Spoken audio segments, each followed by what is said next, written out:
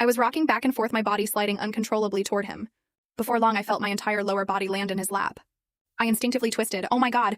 I was wearing a short skirt, and now it had moved up. His hand was somehow on my waist, his breathing heavy like he was holding something back. Another jolt, and I couldn't control myself as I moved against him, letting out a soft sound. Luckily, the train whistle blew right then or else. My face red, I instinctively looked back at Marcus. He was licking his lips, his eyes dark with desire. My voice was awkward. This train sure shakes a lot. I nervously scooted toward Lily, pretending not to notice that Marcus's presence was now pressed against my lower back. My whole body was warm through. A faint smell of warmth filled my nostrils, adding to the tension. I bit my lip. To ease the awkwardness, I could only pretend to close my eyes and sleep. Even though my eyes were closed, my insides were burning with heat. I couldn't stop my mind from replaying those private images. What Lily said was actually true. Marcus really was very strong down there. The train stopped at several more stations.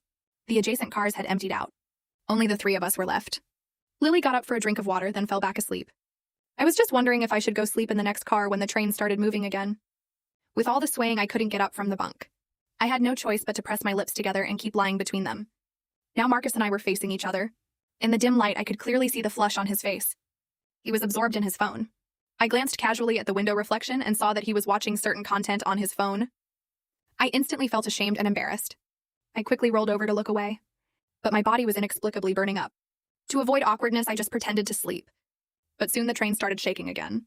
I gripped the handrail above my head tightly, but my heart was pounding faster and faster. Just then, a violent jolt threw my entire body on top of Marcus. He let out a deep groan, his voice hoarse. My chest was pressed tightly against his. In my panic, my hand grabbed onto a certain area. To avoid the awkwardness of opening my eyes, I just kept them closed and pretended to be asleep. Behind me, Lily's breathing was steady. She didn't seem disturbed. I stayed in that position, pressed against Marcus.